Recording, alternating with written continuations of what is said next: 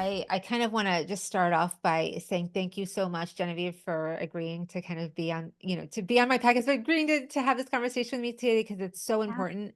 I think some of the things that we're going to cover, and I want to hear your perception and your perspective and your different takes on some of these things are really important. So, Genevieve, I want to introduce you, Genevieve.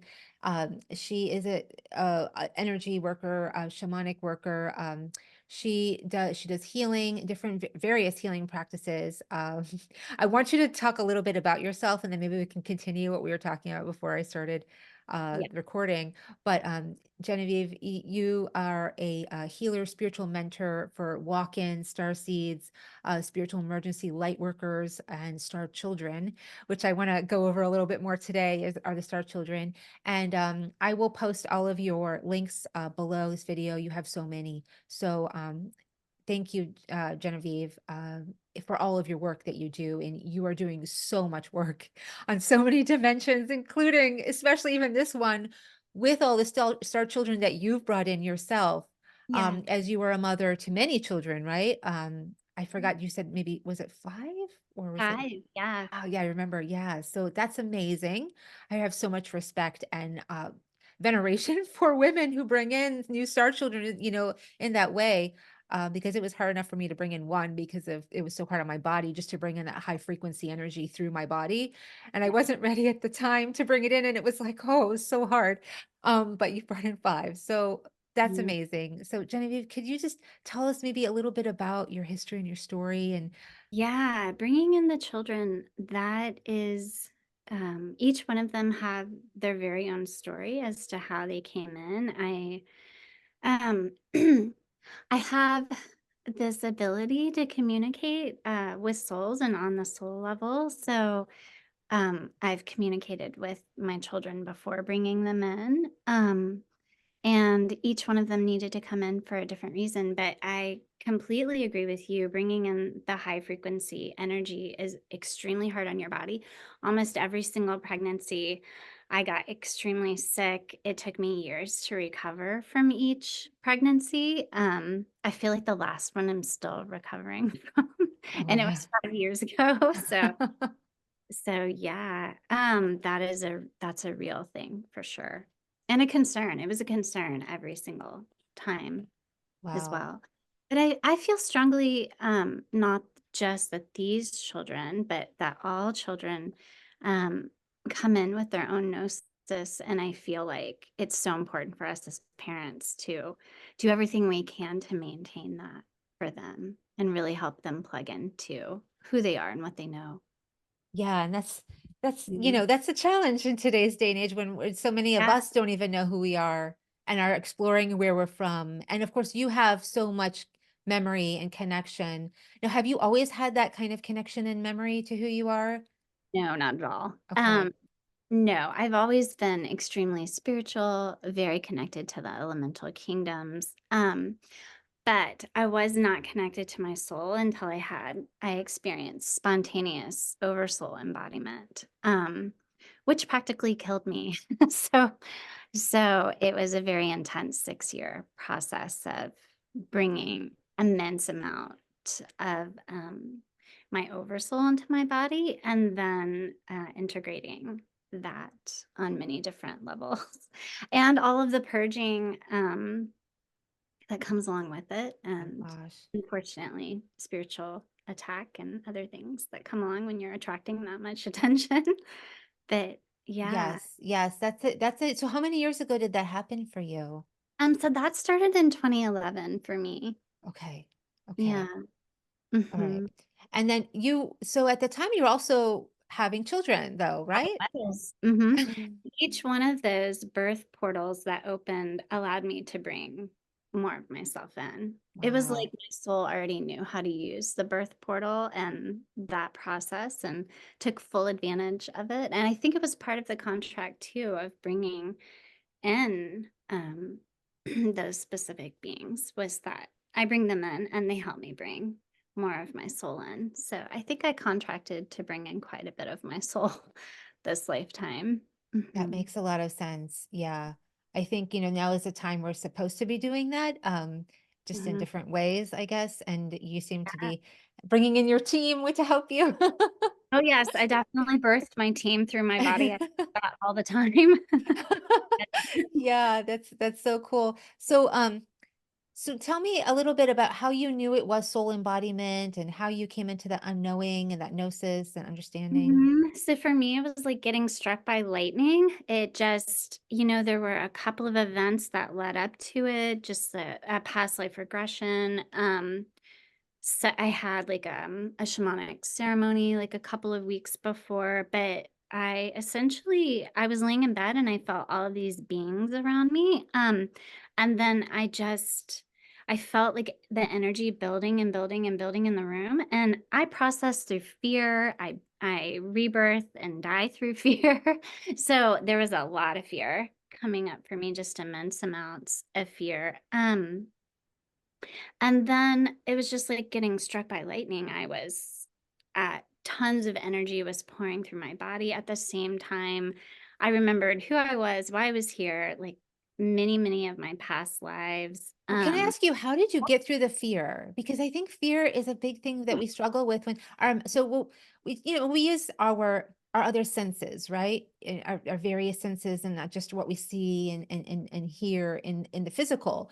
So those senses can really can almost pick up things that maybe aren't always in alignment with love, and will bring in things that will scare us because we're Uh, familiar with them, or it can bring up things that were in our shadows or whatnot. So how do you process through that so that you can get to the other side, because that's a big thing that happens to us. it's a huge thing. And I think, and from that moment forward, actually, it was different because my soul was right there. And so I had just the knowing that my soul had, which was that this process was fine, this process was safe, that everything was okay. And then I had my human self that was totally freaking out. But the two of them combined kind of leveled it out. And then from that moment on, my soul just kind of took over. It's like my Okay. soul started driving the car or the vehicle, you could say. And basically, I had a full life review, and everything that had happened prior to that moment, it kind of seemed like a movie or a dream or not actually my life. Yeah, it was almost exactly like a conscious walk-in experience or soul exchange, except for that it was my soul that Ah, that okay. came in. I And love so, that. yeah, and it was from that, it was in that moment that I realized, like, oh, humans don't have their souls in their body. And I started feeling kind of really angry. Like I felt like a puppet. Um, yeah, just I felt like, why don't we have our souls in our bodies? Wouldn't it be easier to remember and know why we're here and what we're doing? And then of course the extraction began, where it was like I had to clear lots of implants, lots of all the matrix stuff. Yeah. So yeah, just it was, for me, it was like getting activated as a sleeper agent. It was like not knowing, just living a regular life, and then all of a sudden getting activated and remembering everything all at once. And so yeah, it was really intense. But I also think it speaks volumes as to who I am as a soul that I would do it that way.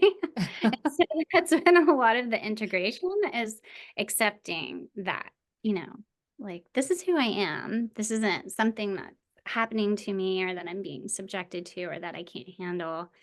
I think that, That's amazing that you had that knowledge and that understanding as it was happening, because most of us don't. yeah, I know. It really was amazing. And so just the purging the fear is the biggest thing. And I'm still purging fear.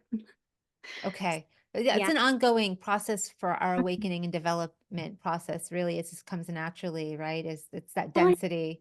yeah. And I think some of us are purging sadness. Some of us are purging grief. Some of us are purging anger. Some of us are purging shame. For me, it's fear. And I know that I'm doing that on a collective level and for my ancestors as well. So I think, too, it's just whatever you contracted to heal for the planet is probably, the Mm, overlays that you've brought in for yourself to process through. What do you think? I mean, that's okay. how I've kind of Yeah, no, that makes a lot of sense for me. I mean, I've always thought that I was working on a planetary collective level too.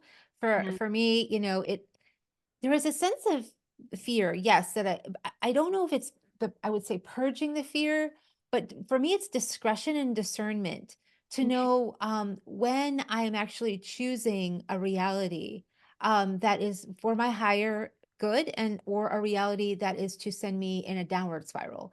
So for Yeah. me, it's been a discretion. So when I choose a belief system, it's like, okay, this resonates with me. I'm going to allow this process to work its way and integrate through me and my soul and bring it in a certain way, and then I notice something's off or something's weird, and so usually it will be like, okay, well, what is off, what is weird, and then I'll go into this kind of process of discerning what is real, what is not real. So what am I creating from my imagination, which of course we know imagination is a huge catalyst. It's an imperative tool in this process, and it's not an escape for it's not an escape format, which I think a lot of our mass consciousness is programmed to believe. Our imagination is for escapism or for, you know, childhood and that kind of thing. They leave it at that, but like our imagination is creating our belief system and reality. So for me, it's been a real navigation of discernment. And the only way I get that discernment and discretion is through experiencing what is not real, what is false, what is inverted. Yeah. And unfortunately, I had to go through that process of experiencing those things, and I'm not happy about that. I'm not proud of a lot of the things I had to go through in the inverted direction to get to the sense of unknowing what is in alignment. And I wish that, for instance, my daughter, I wish that I could teach her how to live in a life, like, navigate in alignment, navigate how to help her navigate her life in alignment so that she doesn't have to go through all of that. Yeah. But, I can't coddle her, overprotect her. All I could do is, help support her on her decisions. And I think so I could bring up, what we were talking about before, we started recording, which this whole movement with children and Therians and Therianism. And Yeah. some maybe some people are familiar, some people maybe not, but what it is, it's a new belief structure. It's emerging on the internet, where children believe that they are animals and they're bringing in their past life animal selves in the past lives. So they are merging with some of their animal aspects, like dogs, wolves, cats, that kind of thing, which is it seems very innocent and sweet, and also, baby shamanic training, right? Yeah. It is shamanic training, but in a way where it's a whole new version of shamanic training, which is now incorporating media, the mass media mind control shamanic training, which the new children are having to navigate that. It's not just what's in front of us, what we can hear, we can see. And it's not just the spiritual realm or the astral realm. Now it's this whole AI realm. Yeah. And so this is a whole nother realm to new shamanic training, is this AI realm. But anyway, so I noticed it, and I noticed she was really getting into it and she loves it, and it really resonates with her because she feels very misunderstood and, very connected to other realms and other worlds. But then I see how the symbol that's used is, used as it's a bit of a portal, and then things can come in and start to control her. A childhood, or another children's show is The Amazing Digital Circus. I don't know if you've heard of that. Okay. All right. Well, these children are getting into that, and it's like it's almost also it shows children how they can be manipulated in these digital realms and that kind of Yeah. thing. So are your children not on the internet then as much, or You know, how do you they're actually not. okay. How have I done that? Yes. 'Cause I don't really know. I I think, like, as a child, I didn't watch TV. I wasn't I didn't even listen to music as a child. Oh, So, wow. yeah, I was pretty now I'm so happy that that was my childhood because I was able to maintain so much of my innocence, so much of my purity, and my connection to myself and my own frequencies. So, I think, it was all perfectly, um designed. And for some reason, my kids are just not into it. Like, they don't like technology. So I don't really like it. Wow. So I think that Okay. it must just be a strong DNA thing. Well, that's amazing. So are they in Waldorf or how? My son is homeschooled. My Okay. daughter's in Montessori. Okay. My 5-year-old goes to Christian school. Oh, really? Oh, Yeah, how do they, so did you let them choose all their different routes, or how did that happen? all kind of yes, I did. Mhm. Oh, Yeah. wow. Okay. So your So, 5-year-old chose to go to Christian school. Now, well, her aunt taught at the school for a long time, and so okay. it was kind of established and Okay. Okay. mhm. And so do you teach them various so do you teach them belief systems, belief structures, like how to navigate the spiritual realm, things like that? What kind of tools? Yeah, so they are actually all pretty plugged in already to their own knowing. Like my 12-year-old, she's a celestial. She talks about the celestial kingdoms all the time. That's what she's most connected to. It's actually um more of her reality than this is her reality, and I think that that's as it should be because I feel like she's anchoring those energies here, and her story is totally wild. So they all have really epic stories. So for me, I'm very connected to their stories and who they are, and I do what I can to honor um and support their journey and that. Okay. So yeah. So do you go ahead, sorry. No, I think for Navi, she's my 5-year-old that's in the Christian school. I think she just really needed, um, maybe that needs to be her a foundation, if you will.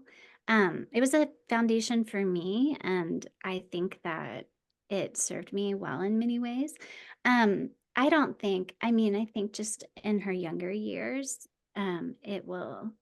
it will serve her well, especially with everything that she's kind of experienced for the past couple of years. She really needs that strong structure right now. Do you think if having a strong foundation of belief is maybe important for For children? her, I think Okay, that for some. mhm, Okay. Is she a yeah. researcher? Does she like researching and want She's a information? deconstructor. And so I Okay. think as a deconstructor, sometimes you have to know what you're going to be deconstructing. I think Mm, that, yeah. So, and what's okay for you to be connected to and what isn't. I know for me, I think you were talking earlier about um, experiencing things in contrast so that you can then discern if it's in alignment for you. And so yeah. I think our children are doing the same things. Um, Yeah. mhm. Yeah. That I makes think, sense. yeah, I think your daughter probably needs to know how to navigate. Really intense spiritual processes.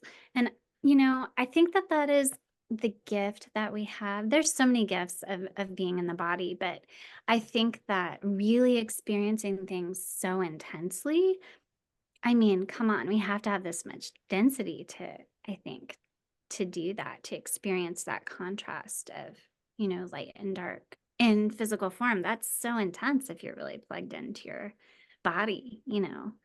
So I think she probably needs those signatures. I think she probably needs to know. It's probably going to serve her very well in the future. And I think you driving home all the really important dynamics of that and the seriousness of it because it Yeah. is all kind of being watered down right now. And Yeah. A lot of that's so a lot of these beliefs that we have, like the shamanic training of, yeah, I mean, I've in various regression sessions, I've actually have felt animals come into me yeah, and morph into me. And then I felt the energy of the animal as a shamanic journey. yeah, So as a child, though, you need something tangible to kind of hold on to grasp, to really understand before a certain age, right? Because you really do need to well, you were here in the physical, and as a child you're exploring the physical nature, yeah, um but at the same time you can hold these concepts very fluidly and spiritually. But now with the internet, it really starts to take these spiritual concepts and materialize them so that it's confusing to to the spiritual complex, the nervous system. So it starts to get information, mixed signals, of what is real and what's not real, and this kind of comes together. It's like there's like a truth that's sandwiched with a lot of misinformation, so that it almost starts to Yeah. paint that picture for a child like this is reality. It's mistruth and truth, and it's like, well, that was my reality. I'm like, I see her doing the same thing, like, oh no, she's Yeah. going down the same path, like. And then, that's part of bringing in a child, though, is ex- extending that lineage Yeah. of, whatever lessons need to be completed or worked through or whatnot.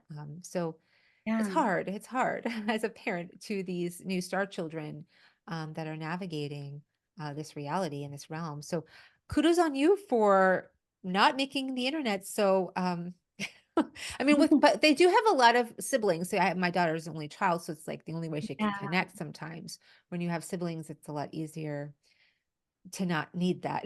So that's, definitely a gift that they have as each other. So that's very nice. But Yeah. with your 12-year-old, she doesn't express interest in wanting. Oh, wow. Yeah, it's so great. She's vastly different. Um yeah, she doesn't like the energy of electronics. She's hyper sensitive. So Hmm. I think Wow. yeah. But I wonder like if your daughter has any Atlantean connections. Do you feel that with Oh, her? yes, she does. Yeah, I feel that too, and I think Yeah. maybe she might be sorting through some of the Atlantis shadow. I mean, Hmm. on the soul level. Yes, yes, absolutely. And I've told different people I've noticed in their charts they have Atlantean connections, that they work with technology, and that there's a special connection you have, that you're working with healing in technology. So you can do the healing and technology work here in this lifetime because of that Atlantis connection. And I guess it is about doing it responsibly this time, maybe correcting those timelines by Mm, doing that responsibly here. So that would make a lot of sense. mhm. Um, but like, would you talk to a child about that? How would you phrase that? And it's interesting because the way we Yeah. can really explain these things, if we can explain it to a child, we can explain it to anyone, right? So Um, have you considered taking her on a journey yourself, like with yes, I keep thinking about friends? having her do regression session or something. Like, I do take her on meditation, guided meditations, and have her bring in her other selves, her in other realms, and it's usually dragons. And Yeah. I've always kind of helped her connect to her dragons. So I think that's why she connected to the Therianism, because she felt very her dragon energy so strongly. And then again, that Therianism pulls on that truth and then inverts it on the mistruth, and then plugs her into that. And so that's what we're trying to pull apart there, is that there, yes, you can connect with the dragons, but it doesn't make you a Therian. So Yeah. yeah. Wow. That's so much, but I think anytime we're navigating the internet, it's so much because things do get very easily inverted here, as we know. It's kind of like a negative, right? Like we're looking at a negative. Oh, Mm. sorry. I'm sorry. I'm speaking a old language, Like film. yeah, Yeah. I got it. I got it the second time when you said negative. I was like, oh yeah, like a photo negative, like a film negative. I used to work with those when I used to do Yeah, photography. Yeah. you know those. Yeah. I'm that old. Yeah. Yeah, so I kind of think of it like that. It's like everything from the higher realms gets inverted. It like goes through that negative, and then we have to kind of sort it out and bring it back into its state. It's natural state. It's organic state. Ah, So yes, yes, it's organic state. Yeah. yeah. Yeah. So is that what you then help clients with? And how do you work Mm. with various clients then in that Oh capacity? yeah, that's kind of wild. I predominantly work with people whose souls have guided them to work with me. And so that can show up any number of ways. And it's so funny because, yes, of course, I love working with star seeds and walk-ins and other people like me. But ultimately, the truth is that I work with all types of people and um, anywhere they are on their journey. Because I think that when we're holding the frequencies that we're holding, it just really opens, it expands them. It expands anyone. So I think that Um, if a soul needs expansion, they tend to come and see me. And that's how it works. Or even if they need to embody a little more of their soul. I think for those of us that are on what I call the descension path, which is where you are descending into your body, and the earth is so much a part of that. We are merging with the earth, and those of us that are doing that type of really deep work within our bodies and with the earth, I think that, yeah, we create a very special portal, for everyone on the planet to clear things and to come into more clarity with themselves and more connection with their souls, because we are working with the body and we are working with those structures and bringing them back to their organic nature. So yeah, Do you I do, don't know if that answers your question. yeah, do you do hands-on body work then mostly, I or do. energy? All of Yeah, it? all of it. Mm. Um, so I do hands-on body work, if that's needed or required, or the body is asking for it, or if it just seems like the person can't actually work with their psyche, then I'll work with their bodies. Do you do like massage then? Is that No, not okay? at all. It's more of what I do is I bring the body back into rhythm with the soul Okay. through various forms of holds, touching, pressure. It just depends, but mostly I'm listening. I'm listening to the body, and I'm listening to their soul, and then we're kind of synchronizing the two. Um, but the energy work that I do is it's very different. It's all soul guided. So, yeah, it's just whatever the soul is asking me to do. Or it's kind of like uh it's kind of like being an oracle for the person's soul. I'm fully conscious. I know exactly what I'm saying, what I'm doing. It's definitely a co-partnership with the soul. Um, which can make a person feel really strange, like, why can't I communicate with my own soul? But Yeah. Yeah, that's very true. yeah, but at the same time, those of us who are on the embodiment path know how much work we've had to do to be able to communicate with our own souls. It's a massive amount of clearing, and a massive amount of healing. It's wild. It's Yeah, wild to think about. absolutely. Have you ever Truly. witnessed? Yeah, have you ever witnessed then anyone's oversoul trying to come in? Have you ever come across that? Absolutely. Mm-hmm. Yeah. Yeah. And then do you help them anchor, or how would you Yeah. do that? Oh yeah. How would I do it? Well, normally I do it through the soul or the oversoul telling me what needs to be let go of or cleared or surrendered in order to make room.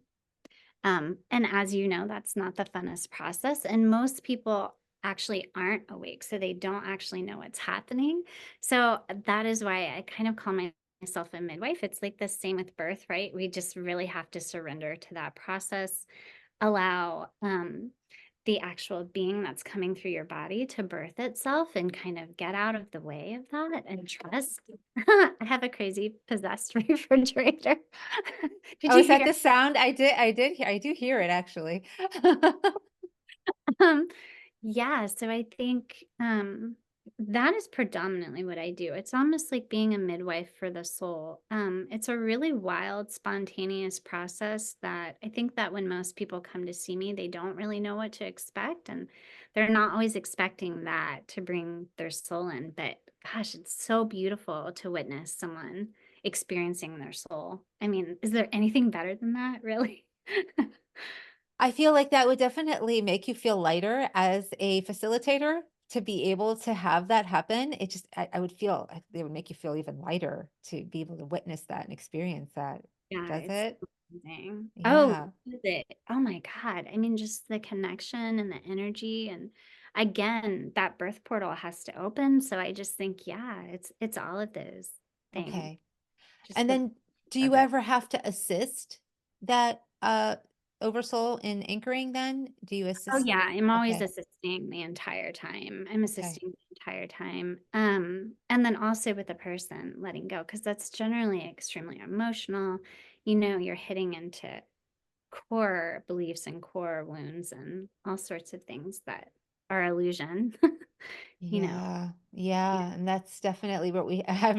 I have to navigate through is the elusive, you know, dark matter or heavy matter or, you know, anything that feels dense that kind of anchors us into this dimensional plane or the lower dimensional planes, and then we have Yeah. to let go of those things in order to be able to ascend to that next level. So, let me know. So, could you tell? Let us. Could you Yeah. share? Maybe some, you know, uh, I guess some effects from some of the work, maybe some of your clients. I know you can't really want to talk about clients per se. You don't have to talk about them, but any just general effects that maybe some of your clients have claimed to have, like after a session with you. Yeah, so I channel these activations for people, and they're very specific for the person.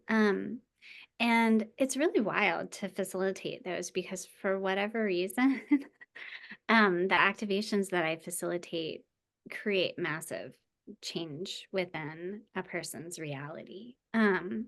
So anything that isn't authentically created or in alignment with soul kind of gets shifted and moved out of the way. And I mean, that's an intense journey for any of us to take to shift into the soul level existence, soul level knowing within ourselves. Even if you're not on an embodiment path, um, still having that alignment and connection with your soul and who you are as a soul, your infinite self, right? Yeah. Um, I think that it took me years to really to come to terms with who I am and what I do because I was really scared of it. It was so transformational for people, and I know that it scared people. It scared my clients, you know, like, what are you doing? How are you doing it? Why is this happening? I think maybe it's because of the spontaneous embodiment. So I kind of facilitate automatically right through our frequency, through our vibration, that spontaneous embodiment. And yeah, it's Yeah. So when you do kind that, do of you for people. notice like, Yeah. sorry, to interrupt No, you. go. So Mm-mm. when that happens, do you notice the client leaves and then contacts you later like, Yeah. okay, because that's really interesting. When this kind of work is done, it's never over when it's time to Oh, go or when you're done. There's a whole no, unraveling process. it's a whole unraveling process that can take a year or 2 years. And it really does bypass the the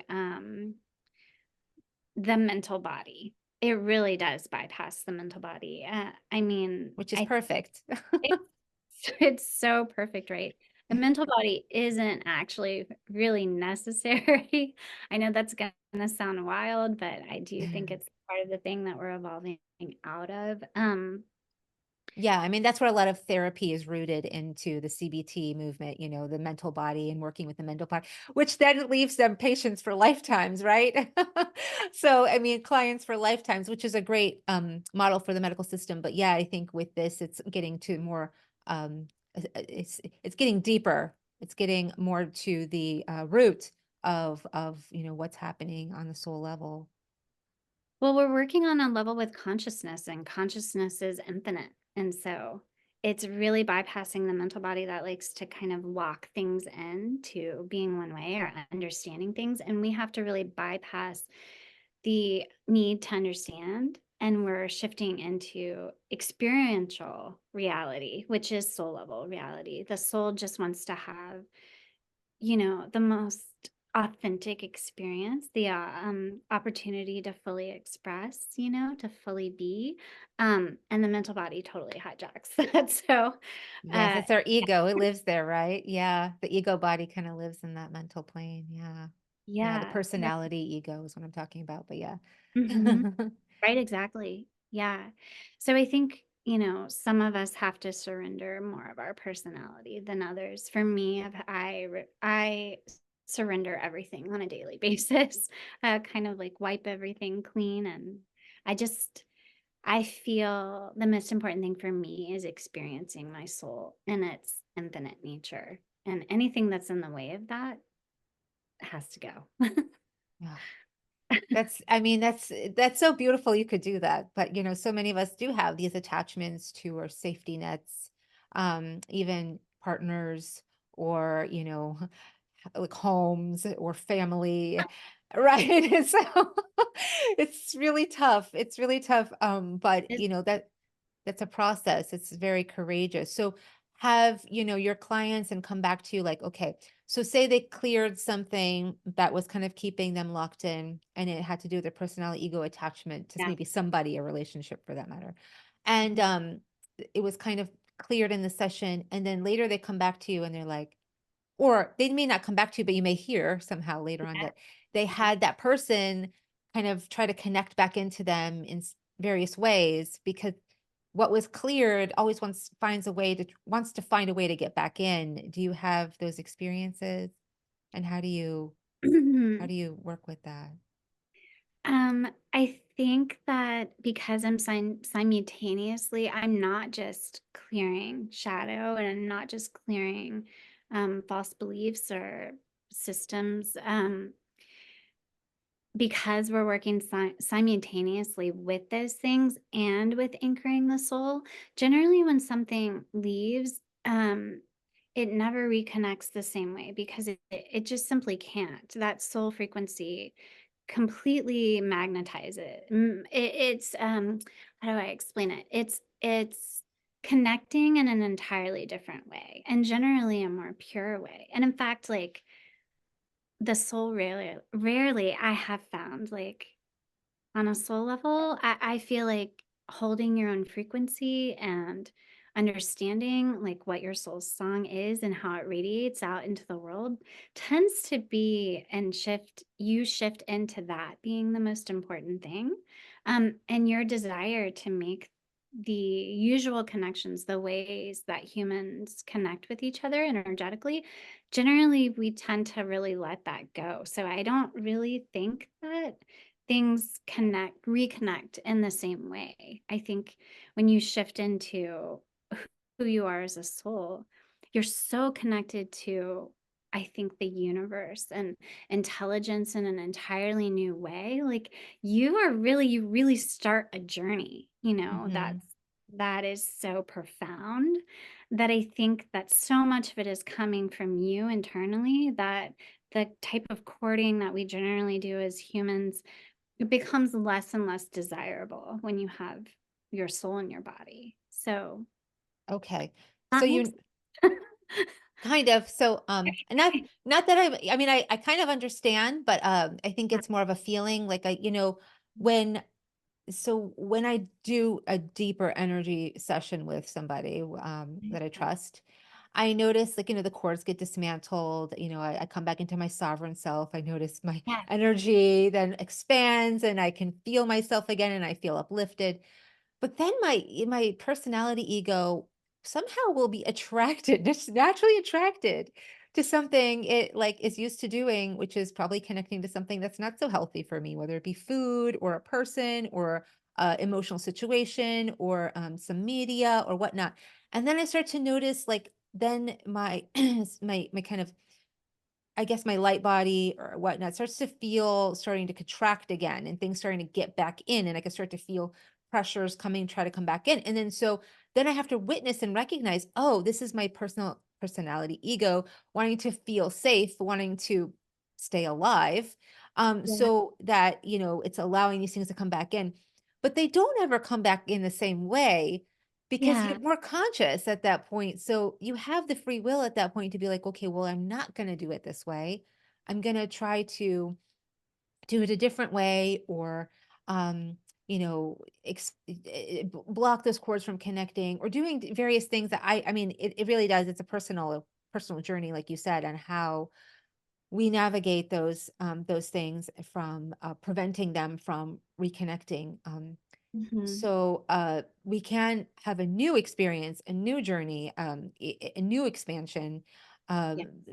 But yeah, the process of letting go of that personality ego is a very challenging one that I notice even very spiritual people will do it. And sometimes it's that spiritualized ego, right? Where it's like, I am the best healer here. I can hold the most space. I have the best medicine, like all of it, you know what I mean? And then so you'll notice that kind of start to come in through that way too.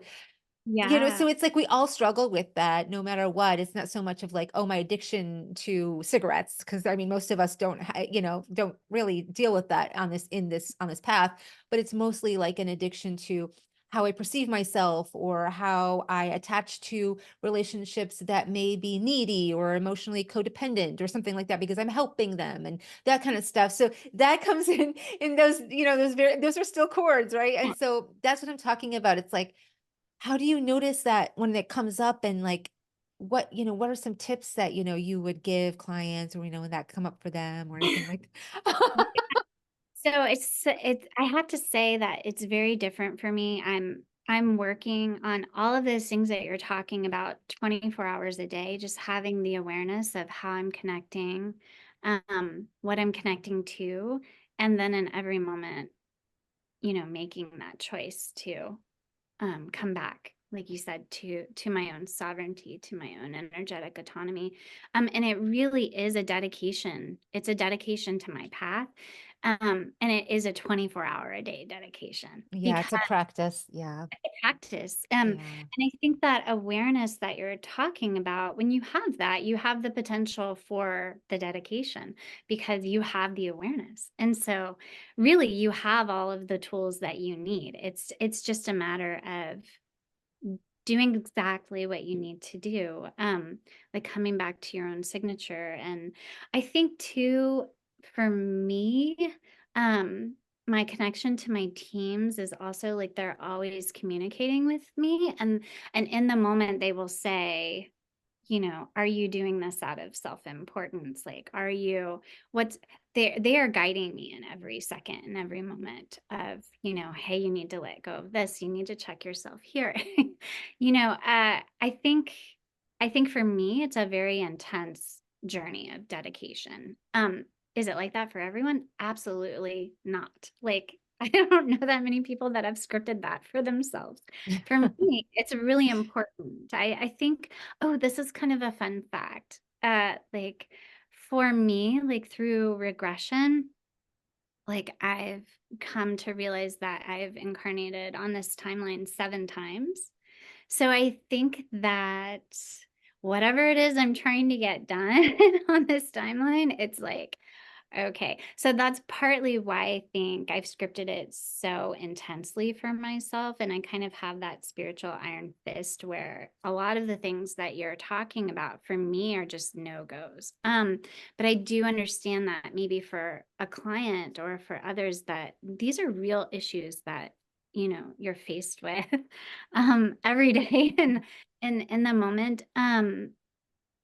But I honestly also believe that, like, while, especially for star seeds, like, we don't necessarily, I identify more as a celestial than necessarily a star seed. However, a lot of my activations have come through, I think, that star seed journey, if that makes Yeah, it's a term, again, I'm afraid of that term these days because I feel like sense. that's also getting materialized and inverted, like everything precious and pure that used to be. So, Yeah. unfortunately, that's just another one of them. Yeah, yeah. So But I don't know if I'm being clear, but I'm mostly saying that, like, historically speaking, like those of us who were in, like, on the mystic path, it's like, yeah, this is all part of the dedication to self. Like every single thing that you're talking about is like, yeah, do you have what it takes to dedicate to the path and like really um be what it is that you are trying to become, and yeah. yeah, all of those things that you're talking about are things that we hit into on the daily, but I do think that ultimately it comes back to dedication to yourself and to the journey.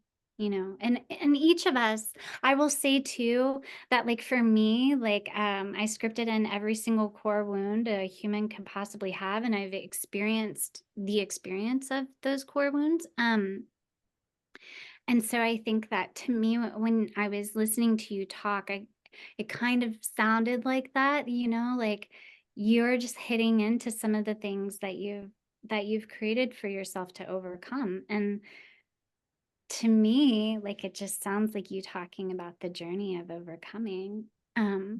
which is, it's a beautiful journey.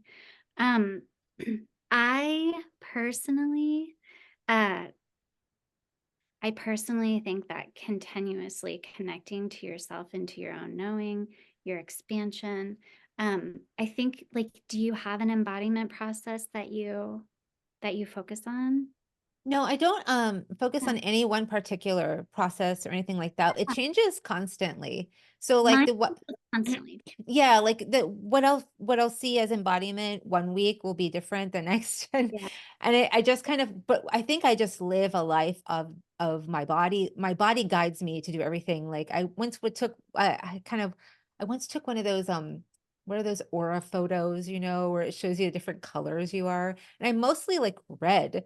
Like I'm mostly like very rooted. Like I want to be very like I'm very I'm not I don't want to say material because that's the wrong word, but I feel like I'm very physical and rooted on the earth. And I'm like, and so all my life I've tried to expand outwards and want to connect. Like it's very different than maybe yourself, where I've always been like, but there's more out there, and I know that. Like my soul knows there's more than this body, than this physical. But again, it's been like a path of like surrendering to that, to the fact that I am here to be physical, I am here to be embodied, and that's my body, and that's I'm embodied, and that's the way it is. I have to stop reaching for everything outside of my body because my body knows everything and has everything it needs.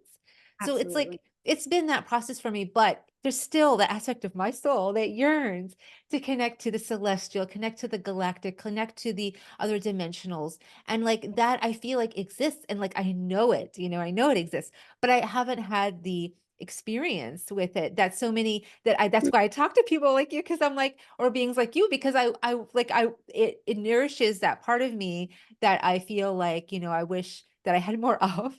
But that is really kind of my process. So it is very different. And we all do have different processes, and that's what's so beautiful. And that's why we can It talk about our different processes and witness each other's processes as being so is. individual and so unique, and then learn from one another. I love that. So speaking of which, could you tell us then when you first really started to explore your gift and how you knew how to work with it and where you felt like that confidence to go ahead and just do it and to work with it? And like, what was that shift in your life? How did it look like? God, it was so huge. It was such a huge shift because after the spontaneous embodiment, it was pretty immediate. I've had my practice for over 20 years. So I went from touching people and doing energy work, and doing a lot of consciousness work too, to all of the sudden having overwhelming desire to speak, and to say things that I was being guided to say. Wait, so were you I doing energy work before for a long time? Like, is that what you're Yeah. doing like most of your life? Oh, wow. Mhm. So amazing. That's so amazing. Yeah. Okay. So it was a massively huge shift for me into oracle mode because it would be things like ask them about their mother and ask them if um you know how they feel about their mother behaving this way when they were a child. It was always shadow work stuff. It was always like, I love hey, it. we need to get deep into the psyche here. We need to get deep into the body. Like there's so much of this locked in and it needs to be released. And so, of course, when a person isn't expecting it, and none of my clients were expecting it, that can be really intense for someone to say to you. So it Yeah. took a while for me. I would say it, but I was also really scared, apologetic, timid. But once I really started letting that flow, it was baby steps for sure. And I'm talking years. Like, okay, I'll say it. Or, I mean, because they were really personal things, you know, um, like maybe experiences that they had as a child, but I could just feel where they were locked into their body, or feel how the thing that they were talking to me about was directly connected to this thing that had happened to them as a child. And sometimes it was past life, and sometimes it was soul level. When I say soul level, like not in body, something that had happened that while they weren't in body. Okay, so you mean like when they were out in a various Not in etheric plane? Yeah, Okay. exactly. Yeah. So they were all pretty intense ideas to present. And so, yeah, but then I it took me a couple of years, and then I kind of just surrendered to it, started saying whatever I was told to say because I saw what it was doing for my clients. So then I started really just allowing it to move through me and come through me. And then, yeah, now I don't even have the back and forth dialogue. It's just instantaneous, right? Because that's what we're doing, is kind of getting away from the separation. So, Mhm. yeah, Yeah. Okay. yeah, So yours is more of an empowerment of coming into your own voice and yeah, like, for okay, sure. and letting it come through you and And letting allowing, that. yeah, and allowing the because yes, I'm communicating with another person's soul or oversoul level, depending on what level they desire to communicate at. But also sometimes it's their ancestors. Sometimes it's, I do not consider myself a medium on at all, but sometimes it is like what I consider to be trapped, maybe trapped aspects of um, deceased loved ones. So it can be anyone that just needs to have a conversation with the person. And now that's very, very fluid for me. And I communicate with the body and the elementals. And so sometimes it is like maybe one of the builders or something wants to talk to them. It's really, I'm really a vessel for for whatever needs to come through in the moment for the Yeah. person. It can come from any dimensional plane, really. Mhm. So it did. It took a long time to get used to trust, to not be fearful of. Also because of the energies that come through when that's happening. The energy shifts are so big, you know. Do you ever feel other things trying to kind of communicate with you that's not in alignment? Oh God, no, not at all. Okay.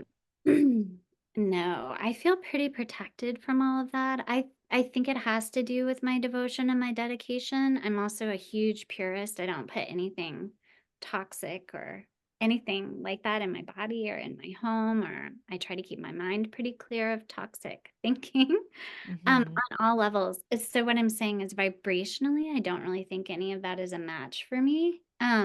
Okay. Because of my strict dedication to my path. And Okay. So where do you yeah, think the fear came from then? What were you afraid of before you were doing yeah, that? the fear is just For well, like it's speaking, for allowing yourself to be the vessel and speaking, like what was the fear oh, that stopped it before? well, I mean, a lot of that was childhood for sure. I was rarely allowed to speak or vocalize how I felt or what I Okay. wanted. So a lot of it was that conditional. Um, But then I think too, it was just the fear of scaring people. I think a lot of times when we're on that soul embodiment path, our souls are so powerful. And I think allowing that to express through our being can be really terrifying for a lot of us. Because we don't want to scare people, we don't want to abuse our power.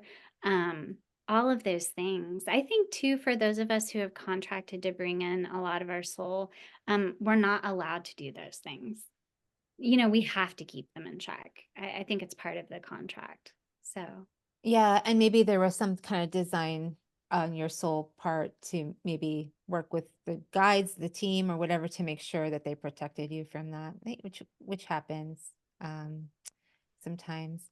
Yeah, it's interesting because you have a very strong third house in your astrology chart, which is you have Pluto in Libra, Mars in Libra, and Venus in Libra, all in conjunction. And your third house is at 13 degrees Libra. So your mode of communication is highly activating and transforming for others. And it is very beautiful also. It's like this process of, because Libra, there is a process of balance. So you bring in balance, and you're this teacher, this oracle, and so that's really strong in you. So it's good that you've come into that, because that's really part of who you are, what you've come here to do. So Yeah. it's really interesting to see that on your chart, and to witness that. And it's really interesting too, because I always notice, I don't know if I told you this in our last reading together, what Mhm. you initiated in many lifetimes prior to this one. And you have been like connected to so many soul family lineages from very many different dimensional beings.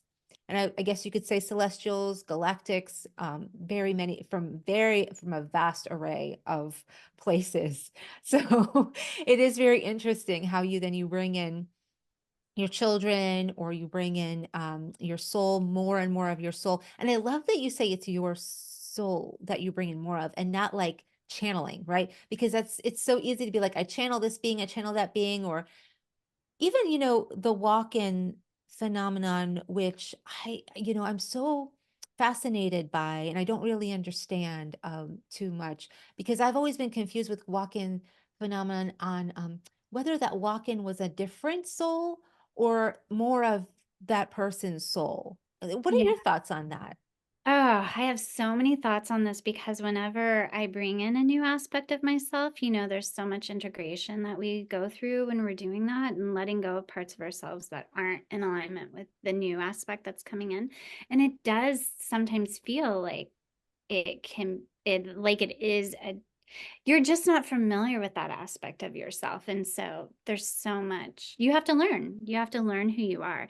And I think for me, well, just to share a little bit about it, I'm in a soul braid. So whether or not that soul braid is different aspects of myself, or it is actual other souls that I'm integrating their consciousness in with my consciousness, is something I've been trying to figure out for a really long time. So um I think we're not allowed to know, partly because, our ego, our personality self will get in the way of whatever it is we've contracted to do with that aspect or with that other soul. So I think those of us that are in like experiencing the walk-in phenomena or even a soul braid, for me, everything is done very consciously. I've definitely read and talked to people who like didn't realize until afterwards. That hasn't been my experience at all. Everything, it's like hard for me to almost even grasp that because everything has been so intense for me that I've had to be very careful with my psyche and take great, great care of it during these shifts and these changes of my personality and my consciousness. And the integration and assimilation periods, as well as the energy frequencies adjusting to those. So it's all been very conscious for me. And my body has been in the intelligence and the beauty of what my body actually is, a vehicle for that allows this to kind of occur. I think for me, it's all been very, very conscious. I'm aware of every single little tweak that happens. Um, so I don't know. I feel that way about my starseed path too. Like, how could you not know? Like like it's just there. But so whether or not it's a different soul or a different aspect, a dimensional aspect of the person, um, I tend to think, and I think that people who are further into their journeys have come to realize that it's just them. Like it's different dimensional aspects of them. And I think too, like we're under such massive spells of separation. Like it is so much to Yes, yes, yes. it's like it feels endless at times. And I think so to understand that you are this God or you are this deity or you are this being. And that's where the oversoul really comes in because on an oversoul level, you already know that because it's that all of the aspects are coming from the oversoul. So I think that, it's hard being in separation, and it's hard realizing that you are this vast multidimensional being that probably is very powerful, that's probably created planets and universes and all of these things. It's hard to wrap your mind around because you're in such a contrived reality. You're in such a contrived reality that it's hard to conceive of these other things even existing, and that they are actually you. So That's beautifully said. I love that. That makes so much sense to me. It really does. And I think we're so set up again in our path.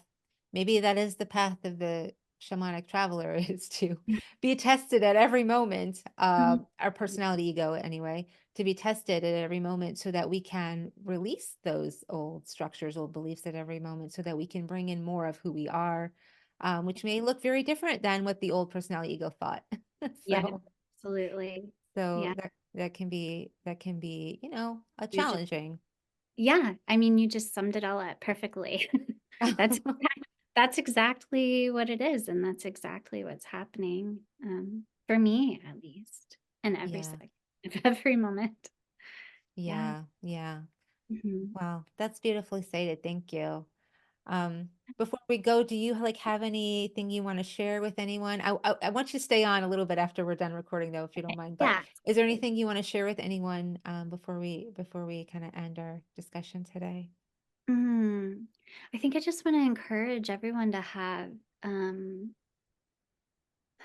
to trust themselves and to know that whatever it is that you're experiencing, it is part of your path and it is relevant to who you are and who you're becoming. Um, and just to remember that it really all of it, it really is love. All of it is.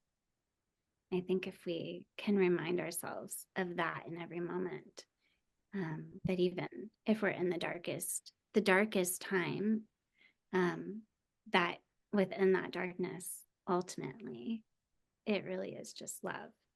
And I think you asked how can we shift through the fear that so many of us are moving off planet, and really that is it. Like the truth of your being, the truth of everything that you are, it needs to be love. Your foundation needs to be love, and that will get you through your journey. A lot of us have contracted really extremely intense journeys. We're moving through immense amounts of darkness.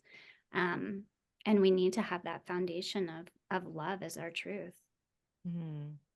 Uh, That's that's what's helped me. And is that what you teach your children then? That foundation of love as truth? We're all very, very innately loving.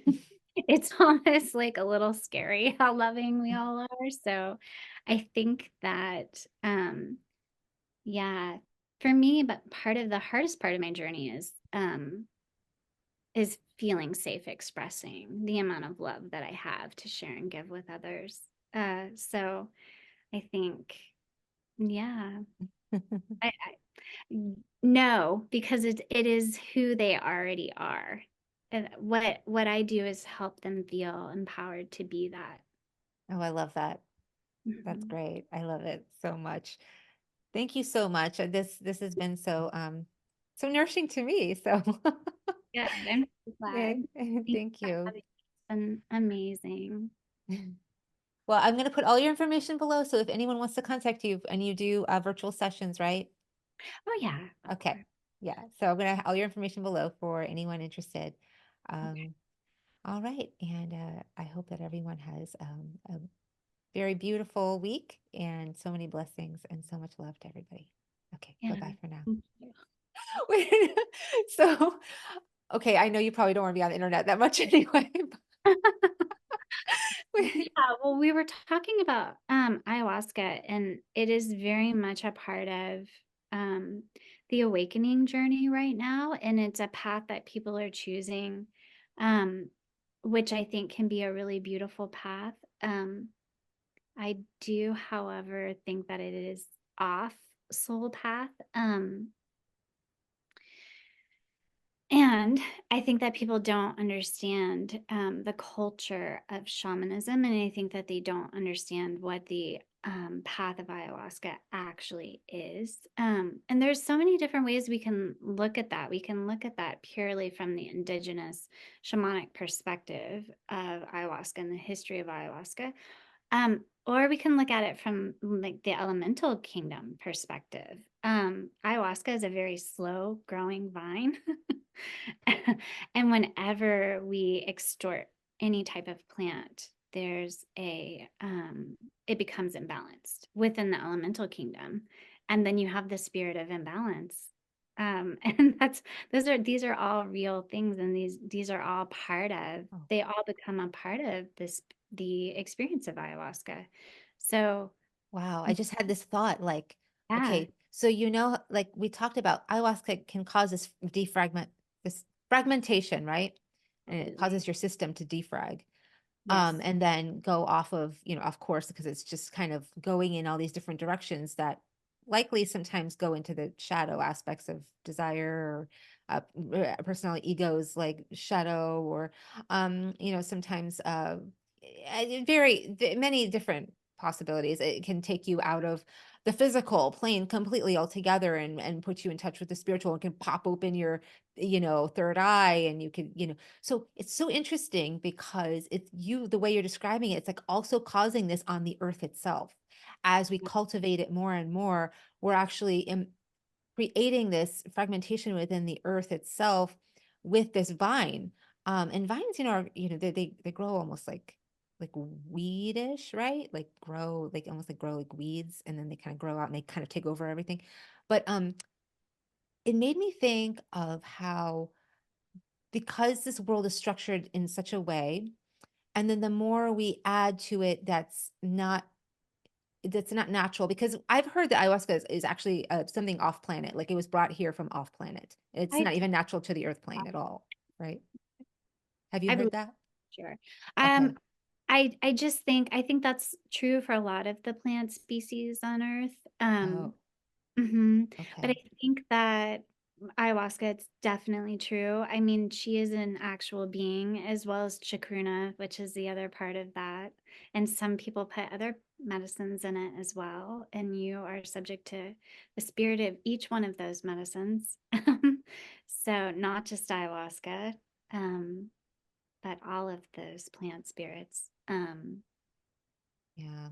Okay. So when you think about if it is off planet and an off planet plant that was brought here, it is interesting that when you cultivate it on this earth plane, you're actually bringing in other realms, other spiritual dimensions. And then as people partake more and more, this is becoming very popular now, very Yeah. westernized, it's Mm, really affecting our kind of collective matrix grid. The law of the 144,000, like once yeah. 144,000 minds think something, it changes the collective consciousness. So at this point, I think it's past that with ayahuasca. So Yeah.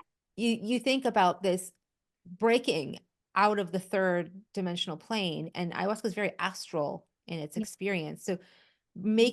breaking into the astral plane as a very conscious, like a collective conscious reality, where now we're becoming more and more and we exist more and more naturally within the astral plane than we did prior to a lot of this occurring. I don't know.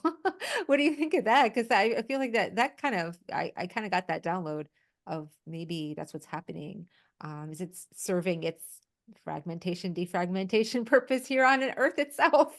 I So I think it must I do think it must be because even as you're talking, I think that the cleanup of the astral plane is very much needed.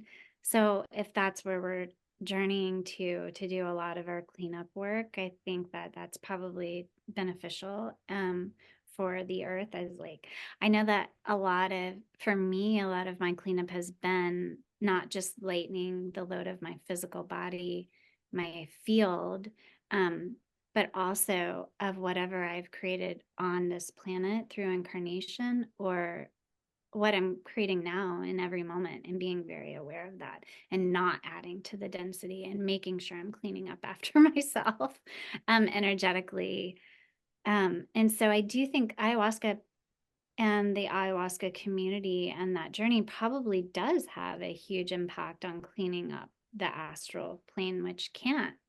That's got to be a really tough job. So looking at it from that perspective, and I realize that's not exactly what you were talking about, but that's what was coming up for me when you were talking about it, is just that, like, okay, I'm sure that it is beneficial actually to the Earth's bodies, you know.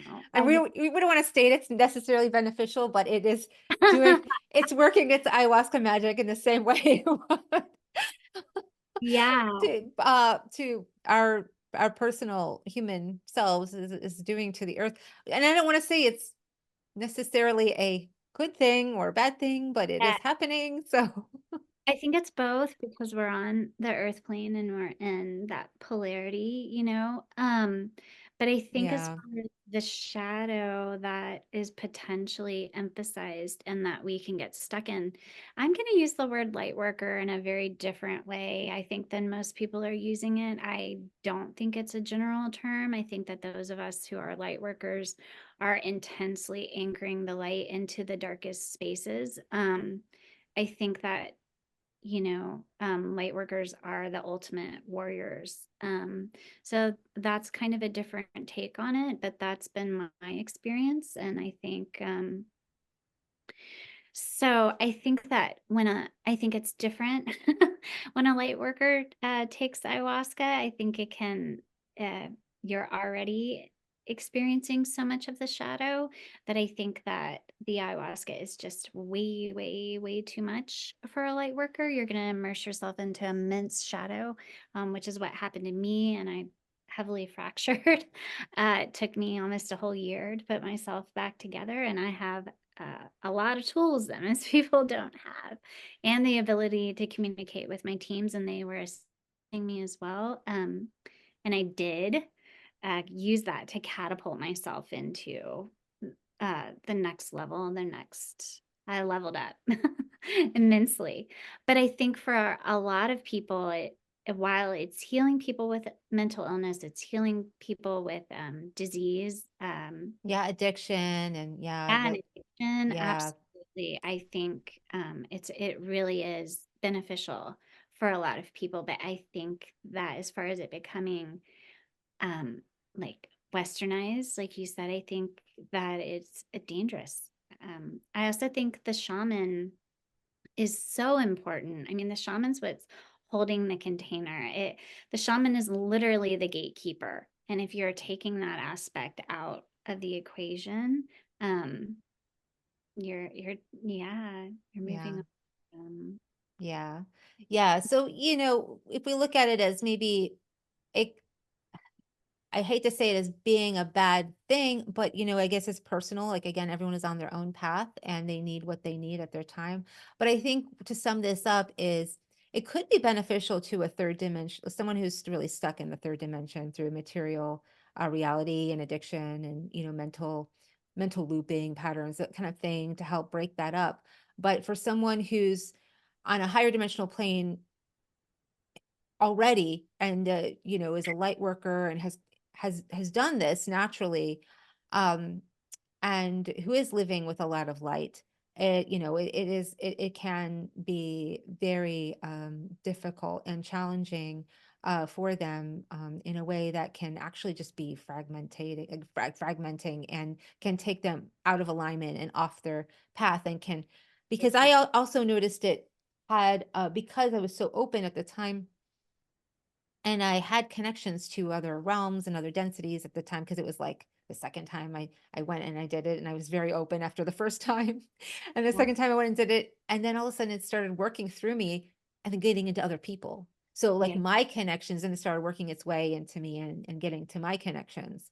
And yeah, then working with those people and those connections. And it's like, whoa, this is the next level of this. Wow. And so then it made me actually see how my chords were, affecting me from around other people, and how I was affecting other people and how I was making them affect me. And then there's that whole concept of showing me that. yeah, But it really did cause a lot of chaos. And it's like it causes a lot of chaos. It can cause a lot of chaos to catalyze. certain things in our life. So we'd have to be ready for that, like really ready for that catalyst. Absolutely. The word is tamas. It's the chaos that comes from death and rebirth. So, yeah, I mean, ayahuasca is the vine of death.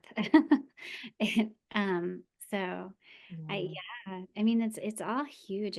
And again, the connections that you're talking about, it's so important to be aware of those. But even when you're in taking ayahuasca, you know, we're not indigenous. Within the indigenous communities, there is no separation between you and nature, between you and a plant, between these things. Like you recognize the symbiotic nature of things, and you don't just recognize it, you're living it. And so we don't have that. We don't understand how vast these connections are. So I think that that part, because we're not coming to it with that amount of reverence, which is so important. I just think because of that, there's some energetic imbalances happening specifically within the elemental kingdom. And Shakruna has come to me specifically with those concerns. Oh, wow. Yeah. So Isn't I think, chacruna also used for a hape or that? yeah, I think it Yeah. is. Yeah. What did chacruna tell you? I'm so curious. I think Chakruna feels, well, I mean, all through the plant kingdom, you have the enslavement and, it, how do I explain it? It's the way that most elementals feel living on Earth right now during this time, is just unseen and abused. And Hmm. so Chakruna feels that exact same way. Um, but I think because this is being used as plant medicine, and chacruna and the power of chacruna isn't necessarily even being acknowledged, we know all these things about ayahuasca. We know nothing about chacruna or tau, the other medicine that's being used. These are beings just like we're beings. We all need to be acknowledged. We all need to have um, love and connection. And so the biggest thing that Chakruna said to me was just that the Chakruna itself was experiencing somewhat of a fracture um, from the just overuse, I think, of the plant, of it not being acknowledged. I mean, when you're calling in plant medicine and spirit medicine and you're not even acknowledging the plants that you're using, it's definitely damaging for the elemental. Wow. Wow. Just like it would, I mean, we see that. That's just the energy of Earth. That's just the way that we interact with things. Yeah. The lack of connection and respect for each other. Yeah. Yeah. Yeah, that makes sense. Do you ever work with the fae or fairy and element? Yeah. Okay. Working with them when I was very young. Okay. Um, mhm. Okay. And Yeah. do you ever notice like that sometimes they're kind of upset? I think it's an understatement. Most of them are pretty very, very angry. Okay. We think of ourselves as singular, so like but in actuality our very existence wouldn't be possible without these beings. Also, they've been demonized, so they're actually part of the angelic kingdom, and yet they've been demonized. So even within spiritual communities, elementals are known as like you'll hear a lot of rhetoric about like clearing elementals from your being and the impact of elementals have on you. And in actuality, the only reason that they have any negative impact on you at all is because you've asked them to. You've asked them to experience addiction. You've asked them to experience rage or anger. And yes, you cannot experience those things without the elemental. However, you've asked them to hold that vibration, that signature for you. They're only allowing you to have the experience that you've requested to have. And so, and at any point in time, that can change just by having a dialogue with your elemental. So Hmm. there's so much. You know, that I feel like at this point, almost everything's in a reversal or an inversion here on Yeah. this. It's Yeah. mm, it's really sad, actually. And so I think the truth about the elemental kingdoms is very hidden from us, and what they actually are and what they actually do for us in every single moment. They're they are they are part. They're part of our co-creation teams. So it's huge. Wow. And to have an entire kingdom that is not acknowledged is pretty massive. And so we have experienced that with the plant and elemental kingdoms where And so is that what makes them so angry? Is that they're yeah, absolutely. They feel unseen, they feel unloved, they feel misunderstood. And I think that this honestly happened. I think that this division of the elemental kingdoms happened during the fall of Lemuria, because I just think that that's when separation, that level of separation occurred. Because Mm. before that, I feel like we were working hand in hand with the elemental kingdoms in order to even experience form. So, but we're so far from that, you know? Interesting. Okay. Yeah. Because I remember when I was in Arkansas, I was actually experiencing some of the elementals. It was like in Mount Ida, where it's like lots That's, of dense. yeah. It's very very potent with the crystal grid there, Yep. and I could I felt so much there, and I was like, yeah, these fairies or fae are really really angry. And they're saying really nasty things to people. I'm like, what is their deal? But I guess here you talk about that. I mean, it explains it, and I know another healer, she believes that they have all left the planet and they're not even on the planet anymore. She doesn't believe they're here.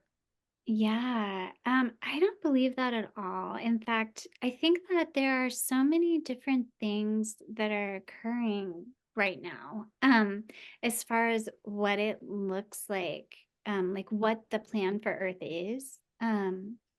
We all, you already know what the plan for Earth is. That's why you're holding the vibration of Earth, and there's no separation between her and your body, and you are holding that, and you're holding that for a lot of beings and for your team. And I think that on a soul level, you know what the plan for Earth is. On a soul level, I know what the plan for Earth is. Um, I don't think that as far as a council goes, that we've agreed what the plan is. I think that we're all just doing our part, without having had really come to an agreement. I think a lot of it, there's so many different aspects at play. I think a lot of it is still undecided, and just we have to see which way the pendulum swings, for so much of it. Um, so there are definitely a lot of people saying that, the being that is the earth has already left the planet. Oh, That that a lot of the elementals are starting to move off planet. We have seen, a lot of the species of Earth leave leave the planet. I do honestly, when I connect in, I do feel like we are in an extraction process for sure. Like we are lightening the load, but we don't know what the end result of that is going to be. So, just as you and I are here doing this work, there are most certainly elementals here doing the work, because they have to be. Like they are the keepers of form, they are the builders of form. There's no hmm, way this could exist. If they moved all the way off planet, everything would die. yeah, So that yeah. that the orchid that's behind you, has a Davic essence within it, and as well as elementals that are caring for it.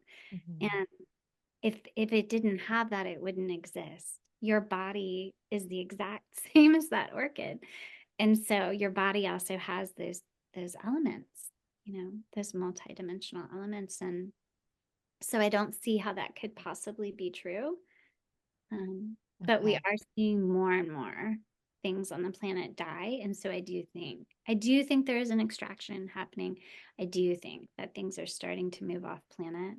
I mean, you see it across the board. People are actual souls are moving off planet. Yeah. So And then the kind of groups, they kind of move in groups too sometimes. So yeah. that's so Yeah. interesting though. That's why, yeah, I've always been fascinated with the idea of like the whole, like the fairy fae community has decided to leave the planet. That's always been confusing to me, but I don't know. Be impossible. Yeah. Yeah. I mean, once that happens, the entire earth is going to die. So Hmm. Okay. if that is part of the plan, how do we know that we don't just need to lighten the load? What do we, I mean, we don't remember, Yeah. what we're actually doing, what we're orchestrating. What we're orchestrating is so massively huge, and we just don't remember all of the details. And it's because we're not allowed to, I think. Yeah. Yeah. Mhm. Yeah. No, I do tell people sometimes, like, because love to look at their charts, and I Yeah, let them know, hey, there's only so much you are allowed to know, because if you know, your personality ego complex will likely sabotage it. yeah, So, that's the thing is you notice sometimes some people make some very strange decisions that are questionable, but sometimes their personal ego needs to make those decisions because something on a soul level has to work. For instance, like heard about this very, very awake and very connected uh, young girl who ended up having to take medication and pharmaceuticals to dumb down her whole feeling process, and she was okay, still a genius. She got sent to different, like gifted schooling and that, and she ended up working for NASA. And like I saw her kind of whole energy working with anchoring some kind of light in that structure, but her like personal ego of that very awake, very connected person wouldn't have allowed that to happen, yeah, because she would never want to go near that place. So yeah, there's an aspect of her, I don't know, another soul fragment of something, a part of her that's like, oh, listen, we need to go do this work there. It could have been correcting a timeline of her own misdoing in another dimension, another timeline, whatever. But it's like it was necessary for her to get to that point, to get there and then do the work and be there. And probably her teams or her soul is doing some work on another, of course, another aspect, another dimension that is yeah, necessary for her.